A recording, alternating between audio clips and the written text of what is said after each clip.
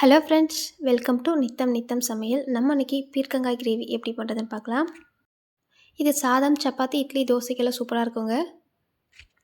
நீங்களும் அதை ட்ரை பண்ணி பாருங்கள். அப்படியே அந்த சேனலை சப்ஸ்கிரைப் பண்ணிக்கோங்க. வாங்க வீடியோக்குள்ளே போகலாம். நான் இந்த கிரேவிக்கு 1 கிலோ பீர்க்கங்காய் எடுத்திருக்கேன். இதில் இருக்கிற தோலெல்லாம் சீவிட்டு எடுத்துக்கலாம். இதே மாதிரி எல்லா காய்களில் இருக்கிற தோலையும் சீவிட்டு எடுத்துக்கோங்க. எல்லா காய்களில் இருக்கிற தோலையும் சீவிட்டு வந்துட்டோம். நம்ம இப்போ இதை கட் பண்ணி எடுத்துக்கலாம். நம்ம அதை கட் பண்ணும்போது ரொம்ப சின்ன சின்ன பீஸாக கட் பண்ணாமல் ஓரளவுக்கு மீடியம் சைஸில் கட் பண்ணி எடுத்துக்கலாம். நீங்கள் பீர்க்கங்காய் வாங்கும்போது எலசாக பார்த்து வாங்கிக்கோங்க. இந்த காய் எலசா இல்லையான்னு கண்டுபிடிக்கிறதுக்கு நம்ம காயை வளைச்சி பார்த்தோம்னா உடையாமல் அது அழகாக வளைஞ்சிட்டு வரும். நம்ம காயை வளைக்கும் போது உடையாமல் வளைஞ்சிட்டு வந்தால் இந்த காய் எலசுன்னு அர்த்தம். அப்படி நம்ம அதை வளைக்கும் போது உடஞ்சிருச்சுன்னா இந்த காய் முத்திருக்குன்னு அர்த்தம். நீங்கள் செக் பண்ணி பார்த்துட்டு வாங்கிக்கோங்க. இந்த அளவுக்கு கொஞ்சம் பெரிய பெரிய பீஸாக கட் பண்ணி எல்லா காயும் எடுத்துக்கலாம். இப்போது கடாயில் எண்ணெய் சேர்த்துக்கோங்க. எண்ணெய் சூடானதும் இதில் கடுகு, சீரகம் சேர்த்துக்கலாம். இது கூடவே 1 டீஸ்பூன் கடலைப்பருப்பு, 1 டீஸ்பூன் உளுந்தம்பருப்பு சேர்த்துட்டு இது லைட்டாக வதக்கிட்டு இது கூட நீள் வாக்கில் கட் பண்ண வெங்காயம் சேர்த்துக்கோங்க. சேர்த்துட்டு இது நல்லா வதக்கி விட்டுக்கலாம். வெங்காயம் லைட்டாக வதங்கினா போதும். பாருங்கள், இந்த அளவுக்கு வதங்கி வந்ததும் நம்ம இஞ்சி பூண்டு பேஸ்ட்டு சேர்த்துக்கலாம். இதை சேர்த்துட்டு இது நல்லா ஒரு மிக்ஸ் பண்ணி விட்டுக்கோங்க. இப்போ இது கூடவே உப்பு சேர்த்துக்கலாம். நம்ம இதில் உப்பு சேர்க்கறதுனால இஞ்சி பூண்டு பேஸ்ட்டு பார்த்திங்கன்னா கடையில் அடி பிடிக்காமல் வரும். அதனால் கொஞ்சமாக உப்பு சேர்த்துட்டு நல்லா மிக்ஸ் பண்ணி விட்டுக்கோங்க. இஞ்சி பூண்டோட பச்சை வாசனை போகிற வரைக்கும் நல்லா மிக்ஸ் பண்ணிவிட்டு எடுத்துக்கோங்க. இதோட பச்சை வாசனை போனதும் 2 மீடியம் சைஸ் தக்காளி கட் பண்ணிவிட்டு சேர்த்துக்கோங்க. சேர்த்துட்டு இது நல்லா வதக்கிட்டு எடுத்துக்கலாம். தக்காளி நல்லா மசிஞ்சு வெந்து வர வரைக்கும் நல்லா வதக்கி எடுத்துக்கோங்க. தக்காளிலாம் நல்லா மசிஞ்சு வெந்து வந்திருக்கு பாருங்கள். இப்போ இதில் 1 டேபிள் ஸ்பூன் மிளகாய் தூள், 1 டேபிள் ஸ்பூன் மல்லித்தூள், 1 டீஸ்பூன் கரம் மசாலா, 1/4 டீஸ்பூன் மஞ்சள் தூள் சேர்த்துட்டு இதை நல்லா மிக்ஸ் பண்ணி எடுத்துக்கலாம். மசாலாவோட பச்சை வாசனை போகிற வரைக்கும் நல்லா வதக்கிட்டு எடுத்துக்கோங்க. ஸ்டவ்வை சிம்மில் வச்சுட்டு வதக்கிக்கோங்க, இல்லை இது அடி பிடிக்கிறதுக்கு வாய்ப்பு இருக்குது. ஒரு 2லேருந்து 3 நிமிஷம் போல் வதக்கி விட்டோம்னா இதில் இருக்கிற பச்சை வாசனை எல்லாம் போயிடும். இது நல்லா வதக்கிட்டு இது கூட கறிவேப்பிலை சேர்த்துக்கலாம். சேர்த்துட்டு இது ஒரு மிக்ஸ் பண்ணி விட்டுக்கோங்க. ஒரு நிமிஷம் போல் வதக்கிட்டு எடுத்துக்கலாம். பாருங்கள், இந்த அளவுக்கு வதங்கினா போதும். நம்ம இப்போ கட் பண்ணி வச்சிருக்க காயெல்லாம் சேர்த்துக்கலாம். நம்ம காய் கட் பண்ணும்போது சின்ன சின்ன பீஸாக கட் பண்ணாமல் இந்த அளவுக்கு கொஞ்சம் பெரிய பெரிய பீஸாக கட் பண்ணி எடுத்துக்கோங்க.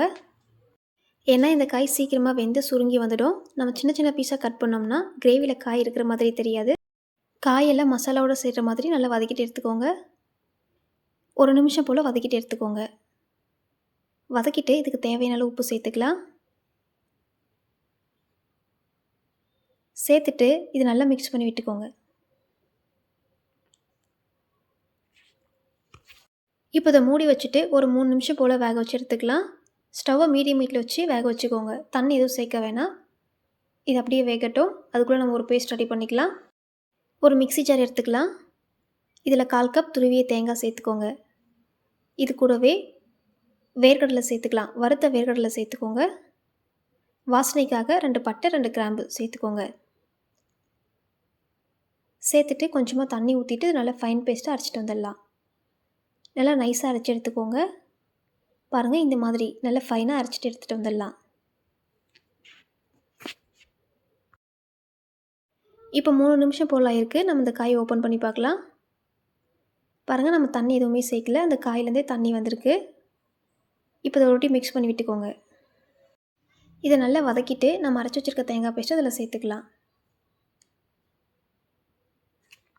தேங்காய் பேஸ்ட்டு சேர்த்துட்டு தண்ணி எதுவும் சேர்க்க வேணாம். சேர்க்காமல் 2 நிமிஷம் போல் வதக்கிட்டு நம்ம அதை மூடி வச்சு ஒரு 5லேருந்து 6 நிமிஷம் போல் வேக வச்சு எடுத்துக்கலாம். ஸ்டவ்வை மீடியம் ஹீட்டில் வச்சு வேக வச்சுக்கோங்க, இல்லை தடி பிடிக்கிறதுக்கு வாய்ப்பு இருக்குது. இப்போ பாருங்கள், ஒரு 6 நிமிஷம் போல் ஆயிருக்கு. நம்ம இதை ஓப்பன் பண்ணி பார்க்கலாம். இது நல்லாவே திக்காயிருக்கு பாருங்கள். இது நல்லா ஒரு மிக்ஸ் பண்ணி விட்டுக்கோங்க. நம்ம தேங்காய் பேஸ்ட்டை சேர்த்துட்டு தண்ணி எதுவும் சேர்க்காமல் வேக வைக்கிறதுனால இந்த கிரேவியோட டேஸ்ட்டு சூப்பராக வருங்க. இப்போ நம்ம இதில் தண்ணி சேர்த்துக்கலாம். தண்ணி சேர்க்கும்போது சுடு தண்ணியை பார்த்து சேர்த்துக்கோங்க. இதில் சுடு தண்ணி சேர்க்குறதுனால இந்த கிரேவியோட டேஸ்ட்டு மாறாமல் ரொம்ப சுவையாக வருங்க. அதுக்காக தான். உங்களுக்கு இந்த கிரேவி கெட்டியாக வேணும்னா தண்ணி கம்மியாக சேர்த்துக்கோங்க. இல்லை ஓரளவுக்கு மீடியமாக இருக்கணும்னா கொஞ்சம் தண்ணி எக்ஸ்ட்ரா சேர்த்துக்கோங்க. நான் இந்த கிரேவி சாதத்துக்கு செய்கிறேன், அதனால் தண்ணி கொஞ்சம் எக்ஸ்ட்ரா சேர்த்துருக்கேன். நீங்கள் சப்பாத்திக்கு செய்கிறீங்கன்னா கொஞ்சம் தண்ணி கம்மியாக வச்சுக்கோங்க. இந்த ஸ்டேஜில் உப்பு செக் பண்ணி பார்த்துட்டு கம்மியாக இருந்தால் கொஞ்சமாக சேர்த்துக்கோங்க. சேர்த்துட்டு இது நல்லா மிக்ஸ் பண்ணி விட்டுக்கோங்க. இப்போ இதை மூடி போட்டுட்டு ஸ்டவ்வை மீடியம் ஹீட்டில் வச்சுட்டு ஒரு 10லேருந்து 12 நிமிஷம் வேக வச்சு எடுத்துக்கலாம். இப்போ இதை ஓப்பன் பண்ணி பார்க்கலாம். இந்த கிரேவி பாருங்கள், நல்லாவே திக்காகி வந்திருக்கு. நம்ம இதில் தேங்காவும் வேர்க்கடலையும் சேர்க்கறதுனால இந்த கிரேவிக்கு ஒரு நல்ல திக்னஸ் கொடுக்குங்க. இதோட டேஸ்ட்டும் ரொம்பவே சூப்பராக இருக்குங்க. லாஸ்ட்டாக கொத்தமல்லியில் சேர்த்துட்டு இது நல்லா மிக்ஸ் பண்ணி விட்டுக்கலாம். நீங்களும் இதை ட்ரை பண்ணி பாருங்கள். இந்த வீடியோ உங்களுக்கு பிடிச்சிருந்தா லைக் அண்ட் சப்ஸ்கிரைப் பண்ணிக்கோங்க. நெக்ஸ்ட் வீடியோவில் பார்க்கலாம்.